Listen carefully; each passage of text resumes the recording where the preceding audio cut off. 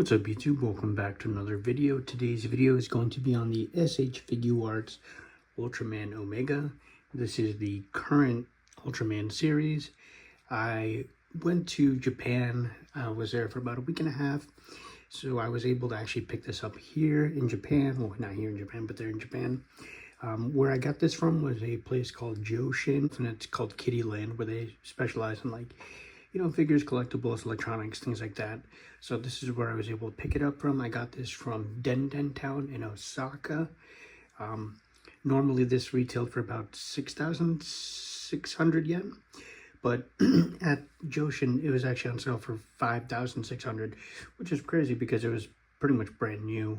It had just came out, and with tax free I was able to get it for 5,100 yen, so I roughly saved about $10 retail, so that's pretty cool. So getting into the packaging right here, you do get a shot of the character himself. Of course, you get that classic Ultraman style window packaging. On the side you get a product shot of the character himself. There you go, Ultraman Omega. And then on the back you do get some additional shots and some of the things he comes with. So with that being said, let's get into it. Alright YouTube, and this is how the figure looks outside of the packaging. So I really love the translucent blue on the figure.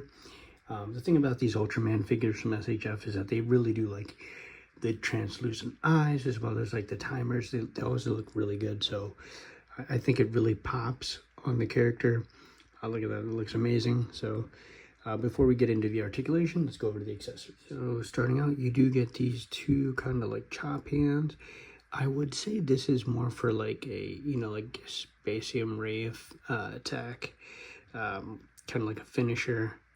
These ones are open. There's a little bit more relaxed. I would say these are probably more for like maybe flight or something like that, or just like kind of standing at like a neutral pose, if you will.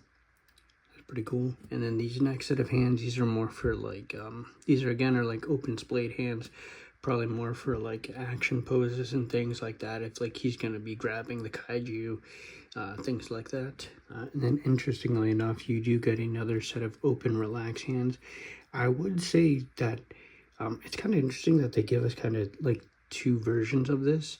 I was thinking more like this was gonna be like for this signature pose where he's kind of like putting his arm like out as if he's gonna like grab the kaiju. I don't know if that makes sense, but here in the artwork, so yeah, that's what he does.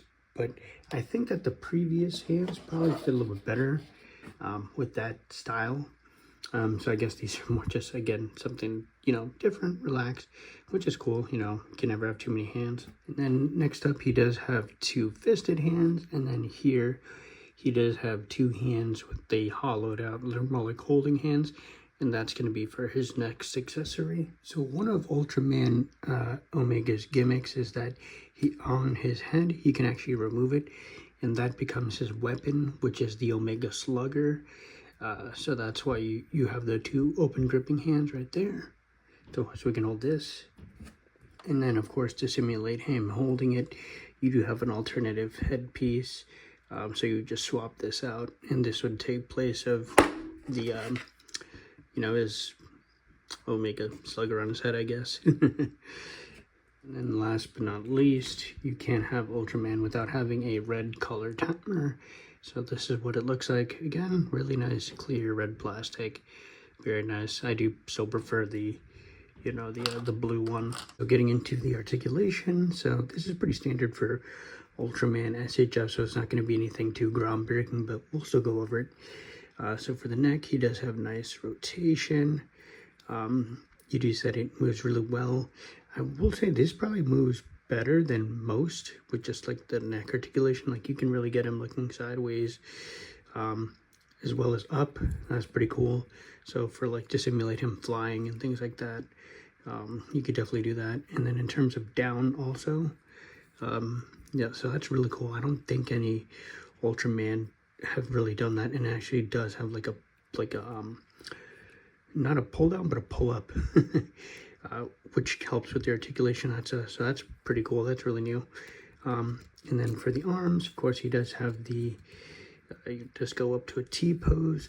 I do like that the shoulders don't hinder the articulation in any way.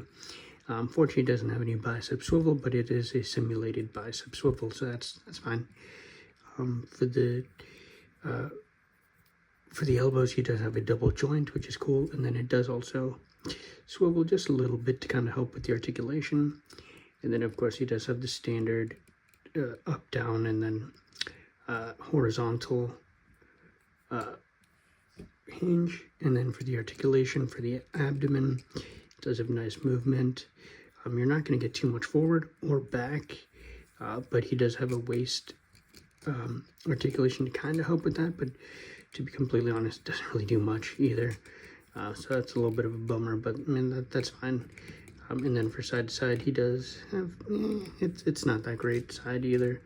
You know, I think that it is kind of weird because this overall shouldn't really limit the articulation, right? There's nothing like design-wise, there's not really much to kind of hinder the articulation, but nonetheless, it for some reason doesn't go down that much. For the legs, he does have a pull down or drop down. He can go out sideways. He does have a thigh swivel. He does have a double jointed knee. And then, of course, for ankle articulation, he does have up, down, and a pivot with a toe hinge. I will say that for the legs also, it is kind of weird that like he doesn't really go up all the way. Even if you try to do like the simulated drop down, it does help a little bit, but not that much.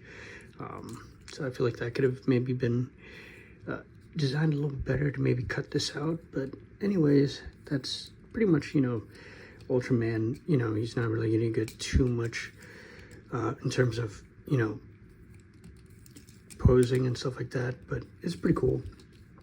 I definitely do like it. I love the Omega design. It's definitely cool, and I'm really excited for the Rekiness armor. I was able to pre-order that one, so I look forward to that. And then Trigaron also. Don't know if I'm gonna get the actual kaiju themselves, but we'll see. And then I'll show you guys what he looks like next to kaiju. All right, and this is what he looks like next to Red King. So that's pretty cool. You know, I do like that the kaiju are bigger than him. Kind of adds to the imposingness of the kaiju themselves. So very, very cool. Again, if you guys are looking to pick this up, I don't know if he's available yet in the States, but I'm fairly sure you could probably pre-order him somewhere.